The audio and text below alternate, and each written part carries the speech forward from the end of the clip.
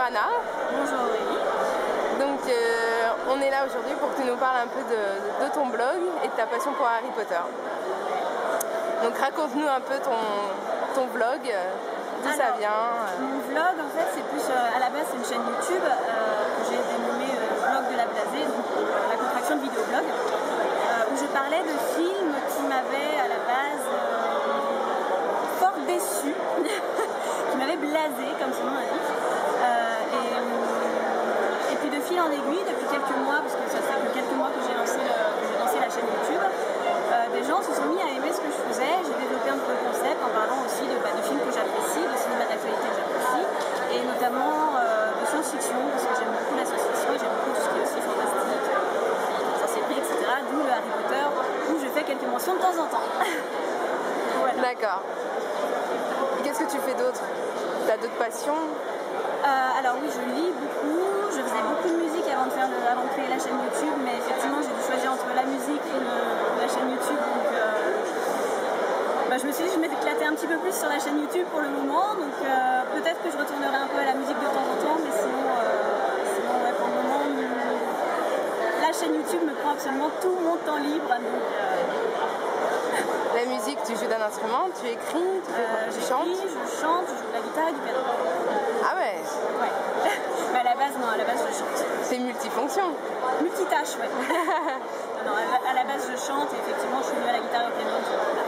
T'as joué dans un groupe pendant longtemps?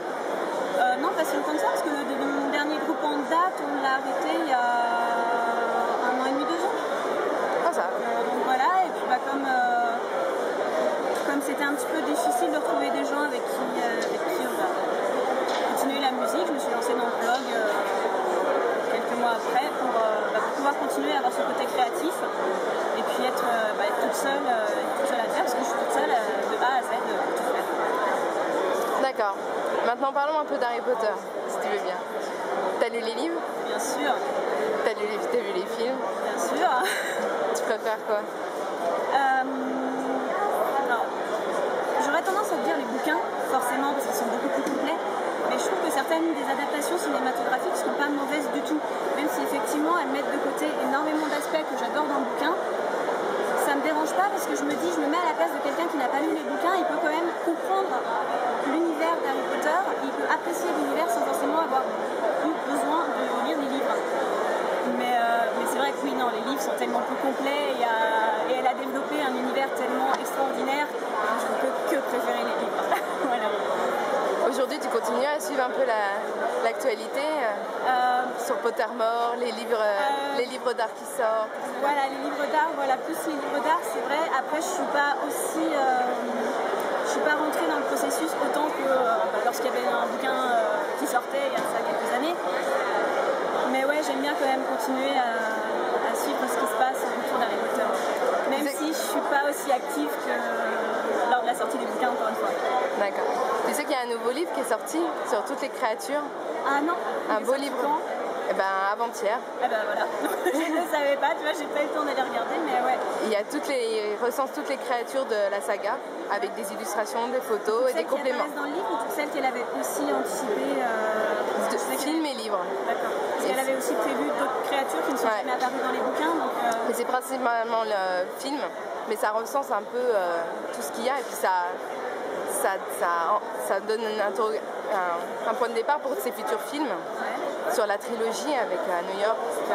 Donc il est plutôt pas mal. Je l'ai vu en anglais, il est très beau. Donc effectivement, il va falloir que j'aille voir ça parce que je ne savais pas. Je savais mais qu'il y avait un vague projet, mais j'avais pas suivi l'actualité dans ses moindres détails. Mais à culpa, mais ouais, non, j'irai. Donc ce genre de livre, ça t'intéresse? Tu iras l'acheter? J'aime bien l'univers étendu d'Harry Potter, j'aime beaucoup. C'est passionnant. Ouais, c'est génial. Alors, ton personnage préféré? Personnage préféré?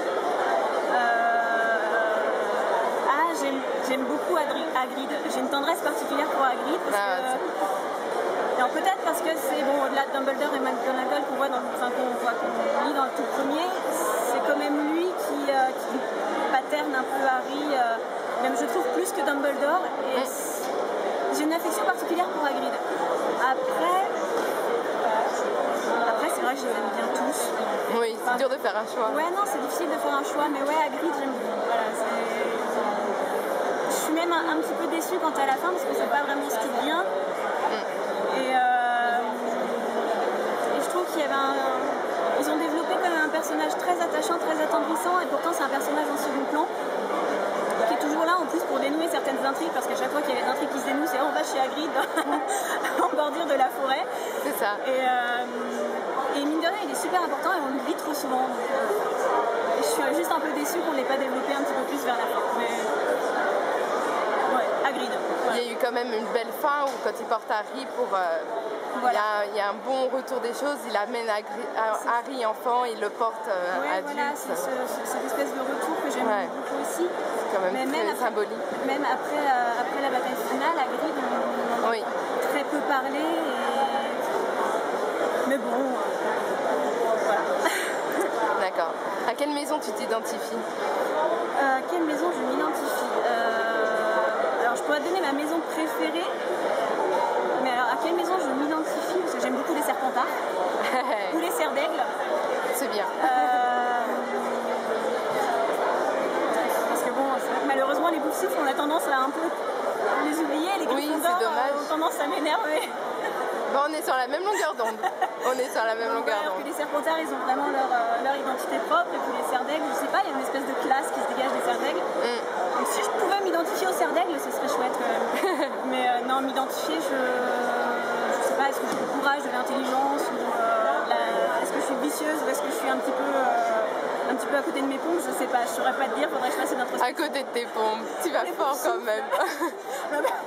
Faut pas oublier qu'il y a Nymphodoratonx dans les Poufs-Souffles. Et Cédric aussi.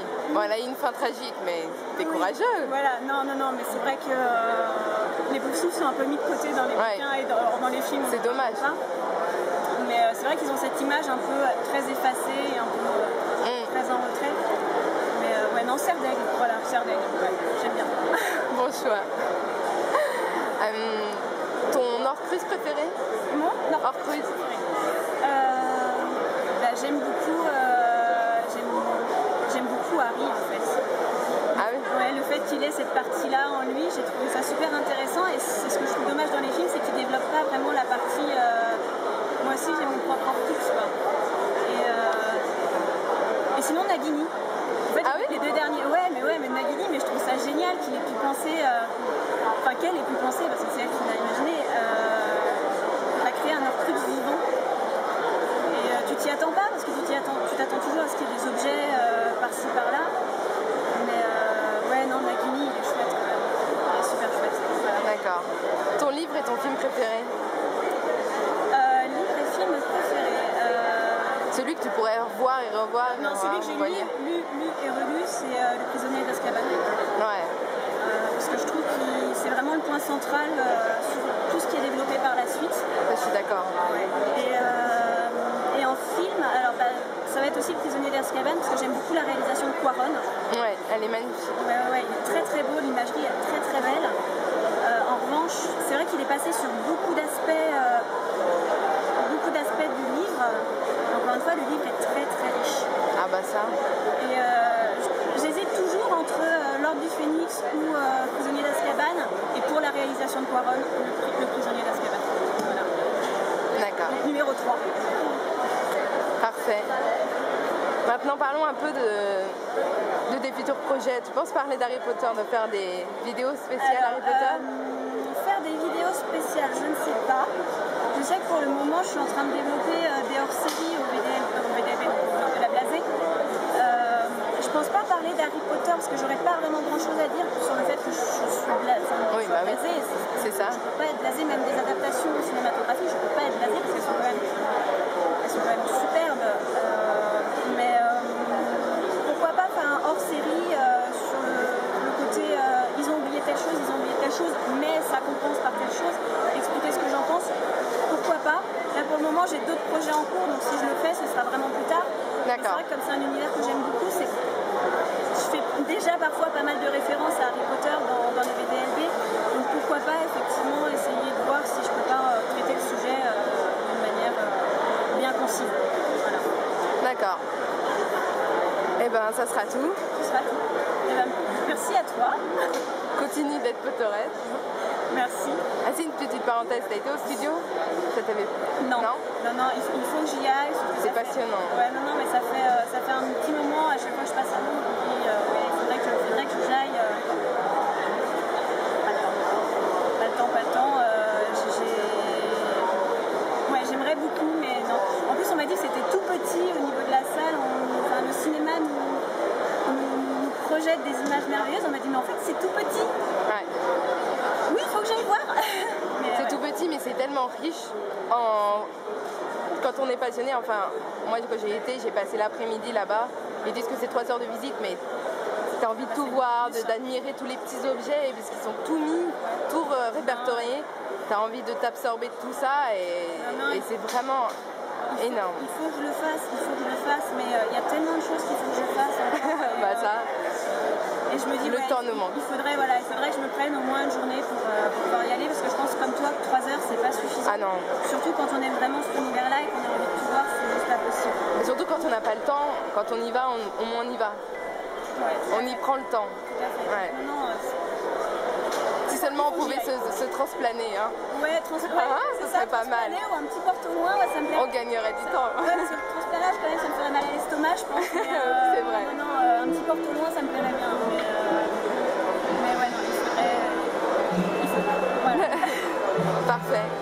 Eh ben, je te souhaite une bonne fin de Paris Manga. Toi aussi, bon courage. Merci, toi aussi. Merci. Et merci pour l'interview. Merci à toi. Au revoir.